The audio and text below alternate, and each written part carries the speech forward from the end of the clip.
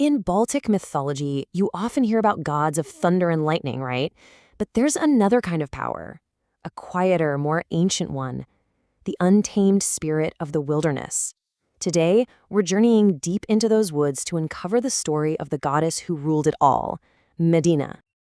So I want you to picture this. You're standing in an ancient Lithuanian forest. The trees are so old they feel like they're whispering secrets.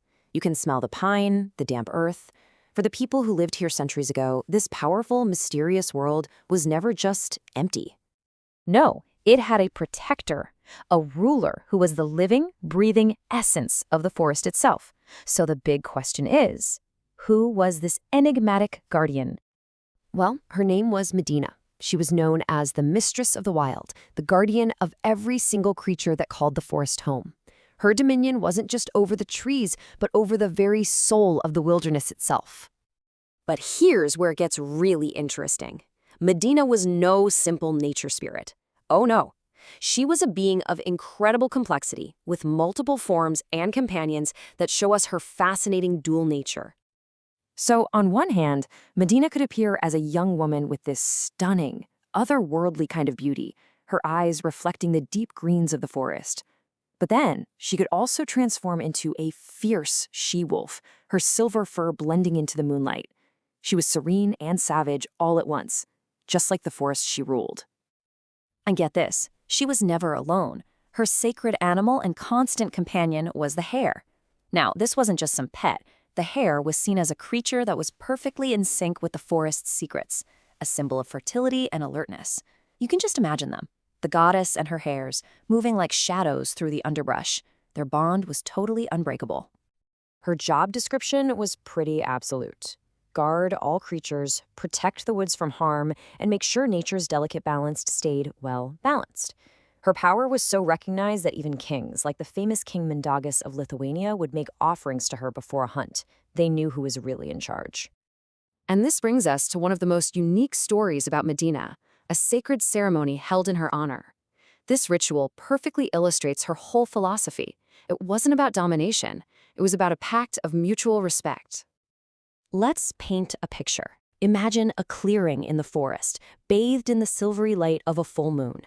The high priestess steps forward, his voice echoing through the silent trees. The feeling in the air isn't fear, It's reverence. It's a ceremony of gratitude. So the whole thing unfolds in 4 stages. First, the gathering, as villagers come together in the moonlight. Next, the offering.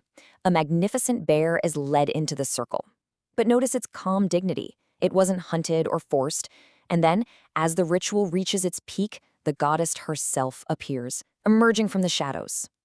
It's Medina. She walks right up to the great bear, places her hand on its head, and you can just feel this silent understanding pass between them.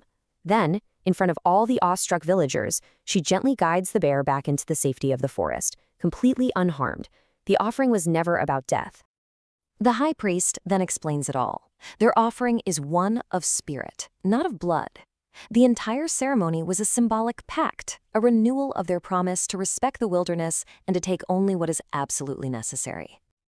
This whole philosophy is what makes Medina stand out so much, especially when you put her next to other figures in European mythology. She was truly a goddess of paradoxes.